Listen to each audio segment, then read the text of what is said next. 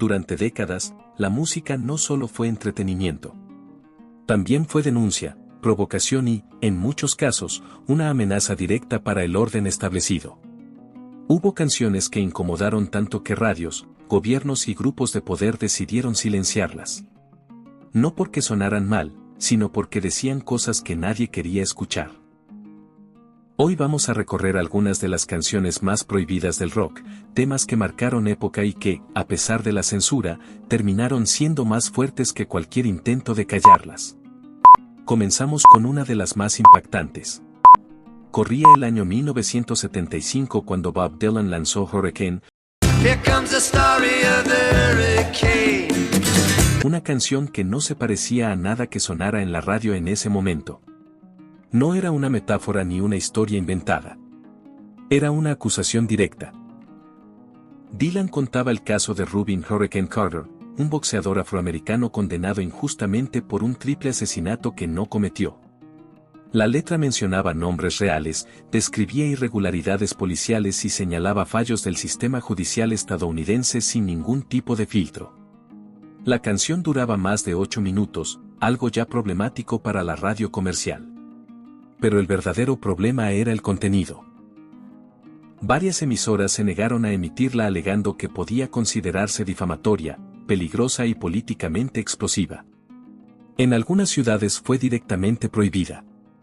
Sin embargo, ocurrió algo que se repetiría muchas veces en la historia: cuanto más intentaban ocultarla, más crecía su impacto. Los jóvenes comenzaron a grabarla en casetes y a compartirla de mano en mano. En universidades se organizaban escuchas colectivas. Hurricane dejó de ser solo una canción y se convirtió en un símbolo de resistencia. Años después, Rubin Carter salió en libertad. La censura no logró apagar el mensaje. Antes de seguir avanzando, quiero hacer una pausa rápida. Si esta historia te está removiendo algo o te hace pensar en canciones que también fueron injustamente silenciadas, escríbelo en los comentarios. Cuéntanos desde qué lugar nos estás viendo y qué tema crees que debería estar en una lista como esta. Leer otras opiniones ayuda a que más personas descubran estas historias y se sumen a la conversación. Seguimos. En 1967, The Beatles ya no eran la banda inocente que cantaba canciones de amor simples. Habían evolucionado, y eso inquietaba a muchos. A Day in the Life, tema que cerraba el álbum Sgt.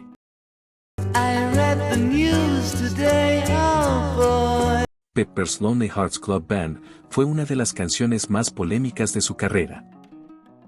John Lennon cantaba sobre noticias absurdas, muertes sin sentido y la rutina diaria vista desde una mirada crítica. La BBC decidió prohibirla casi de inmediato. El argumento oficial era que la canción promovía el consumo de drogas, basándose en interpretaciones muy concretas de la letra. Para las autoridades, no importaba la intención artística. Bastaba con la sospecha. En Estados Unidos, varias estaciones siguieron el mismo camino. Aún así, la canción se escuchaba en privado, lejos de la radio, como si fuera un secreto compartido entre oyentes que sentían que algo estaba cambiando. Un año después, otra canción generó controversia, pero por un motivo muy distinto.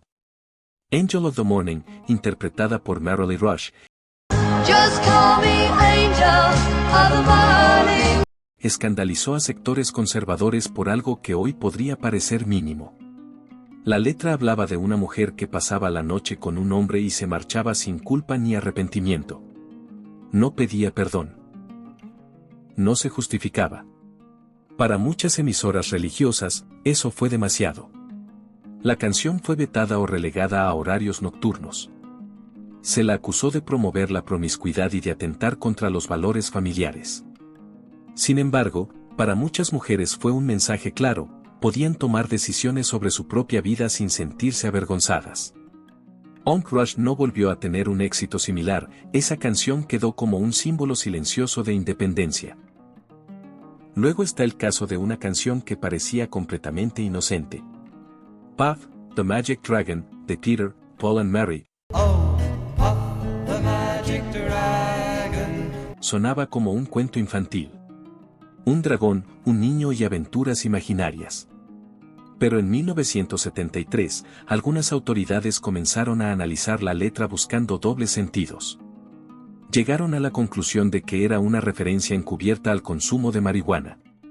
Los autores lo negaron repetidamente. Aseguraron que la canción hablaba de crecer y perder la inocencia. No importó. Varias radios la retiraron de su programación. Lo más irónico es que los niños seguían cantándola sin entender ninguna polémica. La censura terminó dándole un significado que nunca había tenido. En 1967, The Rolling Stones vivieron uno de los episodios más famosos de censura televisiva. Invitados al programa de Ed Sullivan, les exigieron cambiar la letra de Let's Spend the Night Together.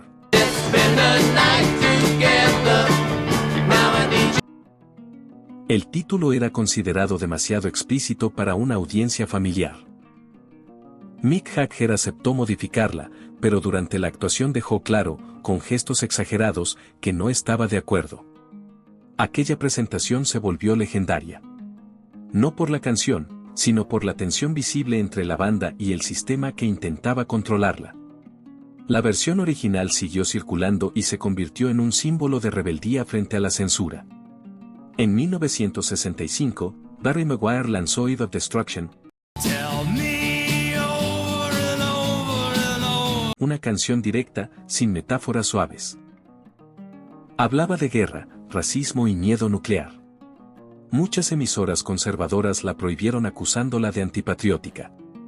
Algunos locutores se negaron a ponerla por principios. A pesar de eso, llegó al número 1.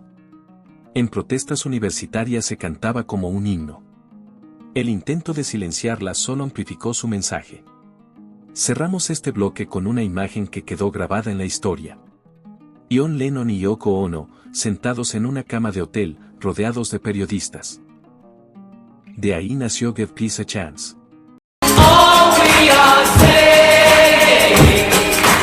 Una canción simple, repetitiva y directa. Precisamente por eso resultó peligrosa. Fue prohibida en bases militares y en varias radios del sur de Estados Unidos. Lennon siguió adelante. Usó su fama como altavoz. La música, otra vez, había cruzado una línea que algunos no estaban dispuestos a tolerar. Continuamos el recorrido avanzando por canciones que no siempre fueron prohibidas de forma oficial, pero que sí resultaron incómodas para la radio, la televisión y las autoridades de su tiempo. Temas que, sin necesidad de un veto escrito, fueron apartados, evitados o suavizados porque representaban una amenaza para el discurso dominante. A mediados de los años 60, la juventud estadounidense vivía un cambio profundo. Protestas, choques con la policía y una brecha generacional cada vez más visible. En ese contexto nació For What It's Worth, de Buffalo Springfield. Stephen Stills escribió la canción tras presenciar enfrentamientos entre jóvenes y fuerzas del orden en Los Ángeles durante la imposición de un toque de queda. No hablaba de Vietnam ni mencionaba consignas políticas directas, pero capturaba perfectamente la tensión del momento. Muchas emisoras decidieron no programarla. No era una prohibición explícita, pero sí un rechazo silencioso. Se la consideraba demasiado asociada a protestas y desobediencia. Aún así, la canción se convirtió en un himno no oficial para toda una generación. Sonaba en manifestaciones, reuniones y encuentros juveniles. Precisamente porque no señalaba a nadie en concreto, terminó siendo universal. Hablaba de estar del lado equivocado del poder simplemente por cuestionar. Poco después, otra canción encendió alarmas, esta vez por su carga sensual y su intérprete. Light My Fire, de The Doors,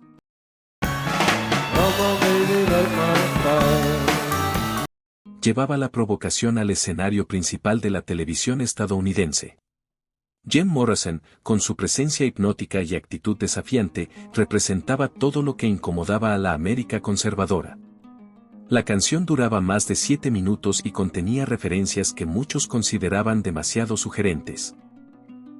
Cuando The Doors fueron invitados al programa de Ed Sullivan, se les pidió cambiar una línea concreta relacionada con el consumo de drogas. Morrison aceptó durante los ensayos, pero en la transmisión en vivo cantó la letra original mirando directamente a la cámara. Fue su última aparición en ese programa. Varias radios decidieron dejar de emitir la canción. No era solo la letra, era Morrison, su forma de moverse, su manera de cantar. Todo resultaba excesivo para la televisión de la época. Avanzando hacia el final de los 60, The Beatles enfrentaron una censura muy distinta. Come Together nació como una canción de apoyo a Timothy Leary, figura asociada al LSD y la contracultura. Aunque ese propósito inicial se transformó, la canción mantuvo un aura problemática.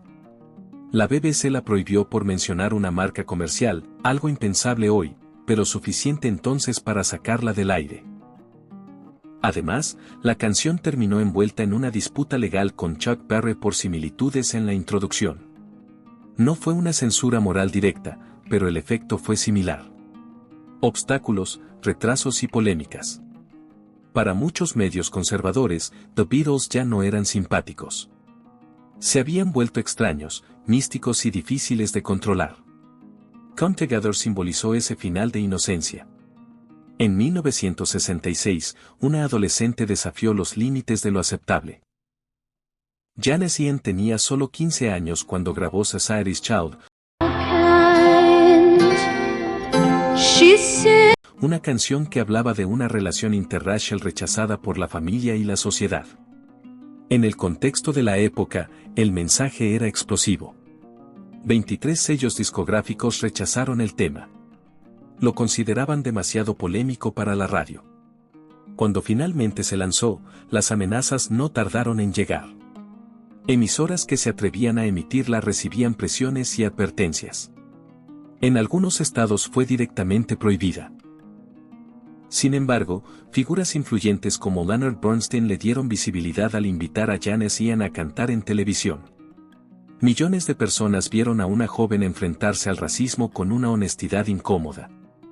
La canción sobrevivió al rechazo y quedó como testimonio de una época. La guerra de Vietnam también dejó su huella en la música prohibida. Sky Pilot, de The Animals, abordó el conflicto desde un ángulo especialmente sensible. La canción se dividía en dos partes. Antes y después de la batalla. En la primera, un capellán bendice a los soldados. En la segunda, bendice a los muertos. Entre ambas, sonidos de guerra y caos. Grupos religiosos y capellanes militares protestaron de inmediato. Consideraban la canción blasfema por cuestionar el papel de la religión en la guerra. Varias emisoras evitaron difundirla. Para muchos veteranos, sin embargo, la canción reflejaba exactamente lo que habían vivido. No necesitaba explicaciones. El mensaje era claro y por eso resultaba tan incómodo. Y así llegamos a la canción que muchos consideran la más prohibida de todas. Born to be Wild, de Steppenwolf, no fue censurada por una letra política ni por una denuncia directa. Fue prohibida por lo que representaba. Libertad sin límites, velocidad, carretera abierta y rechazo a la vida tradicional. La frase Heavy Metal Thunder marcó historia al dar nombre, sin quererlo, a un género entero. Las autoridades veían la canción como una invitación al caos. Glorificaba la huida, el riesgo y la rebeldía. Para el sistema, era peligrosa. Para los jóvenes, era un manifiesto. Sonaba en garajes, fiestas y autos en movimiento. Era el sonido de una generación que no quería repetir el camino de sus padres. Con esta canción cerramos el recorrido. Temas que intentaron silenciar y que, paradójicamente, se hicieron eternos gracias a esa censura. Porque cuando una canción dice algo verdadero, prohibirla no la destruye. La vuelve inmortal.